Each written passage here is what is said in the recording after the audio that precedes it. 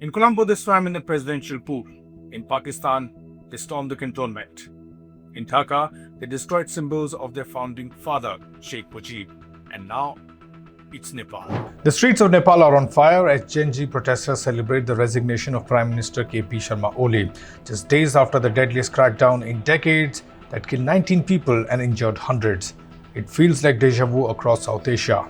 Sri Lanka, Pakistan, Bangladesh, Afghanistan, and now Nepal. Each crisis, the same question. Are these uprisings truly homegrown or are outside powers quietly at play? In July 2022, Sri Lanka was on fire.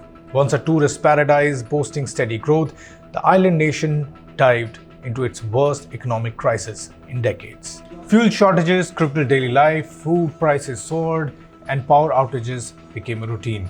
At the epicenter was President Gotabaya Rajapaksa's government, accused of mismanagement and corruption. What started as a kitchen table complaint erupted into the Aragalia movement, a leaderless mass uprising. Within weeks, the protests had swelled into a national phenomenon. Demonstrators occupied key sites in Colombo, including the Prime Minister's office and dramatically the presidential residence. Soon Rajapaksa fled the country, resigning days later. His brother Prime Minister Mahinda Rajapaksa had already stepped down amid violence that killed several protesters. Across the region, Afghanistan fell to the Taliban in August 2021. That set a grim precedent. The US forces withdrew after 2 decades of fighting Taliban, and the Taliban took over within hours. Unlike the protest-driven movement elsewhere, this was an armed insurgency exploiting American-backed regime and a demoralized military. Kabul fell without significant resistance and Ghani fled to the UAE, leaving the Taliban to declare an Islamic emirate. Fast forward to 2024 and Bangladesh joined the arc of unrest. Prime Minister Sheikh Hasina, in power since 2009, had overseen economic growth but faced accusations of authoritarianism from the Western powers. Protesters took to the streets in July over job quota system favoring freedom fighters' descendants, but they snowballed into a broader anti-government movement led by students.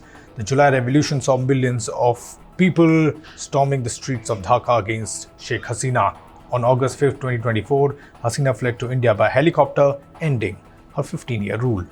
The parallels were stark: economic grievance, youth mobilization by social media, and a leader's dramatic exit.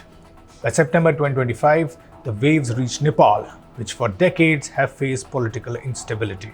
Prime Minister KP Sharma Oli's coalition government imposed a social media ban to curb misinformation. The move backfired, sparking outrage amongst the GenZ students and youth groups. Kathmandu streets turned into a battlefield. Clashes in Kathmandu and other cities left at least 21 dead and over 1,600 injured, with the Prime Minister resigning and fleeing the country. Unlike its neighbor, Pakistan's brush with regime change failed, underscoring the military's unshakable grip. In April 2022, former Prime Minister Imran Khan was ousted via a no-confidence vote. Khan, a former cricket icon, alleges his removal as a US orchestrated conspiracy, rallying his supporters against the imported government led by Shahbaz Sharif. Tensions peaked with Khan's arrest on graft charges in May 2023, triggering the May 9 protest. PTI supporters attacked military installations, including the corps commander's residence in Lahore, in an unprecedented challenge to the army's authority.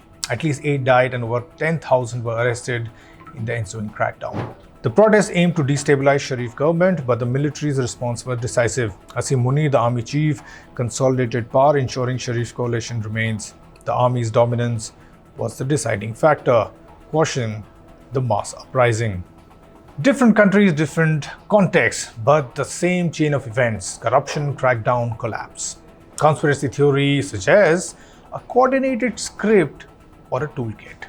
Some call it US Bad Color Revolution, targeting China's Belt and Road allies. Others allege India's raw stokes unrest in rival states. Fires raging across its neighborhood. Could India itself get burned? After all, anger has erupted here as well. Millions of farmers blocked Delhi, camping through harsh winters and clashing with police. The January 26, 2021 Republic Day protests, where farmers stormed the Red Fort and hoisted their flag, echoed Sri Lanka's palace occupation. Some argue that had that event escalated further, India might have witnessed its own South Asian spring. But the protests ended with concessions, not collapse. Modi repealed the law in November 2021, engaging in dialogue and leveraging federal structure to localize dissent. This restraint, coupled with India's institutional depth, averted a regional-style collapse.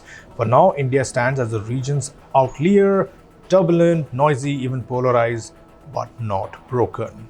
But the similarities across these uprisings are striking. Economic triggers, social media-driven youth movement, and dramatic power shifts. But what's the bigger picture? The arc of turmoil around India could cut both ways.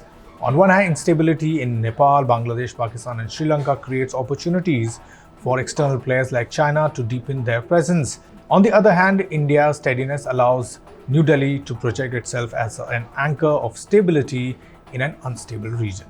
But the warning signs are clear. From Colombo to Kathmandu, it is the youth who are leading revolts, and social media bans, corruption scandals, or economic shocks are enough to set cities aflame. The same script keeps repeating, the same results keep following.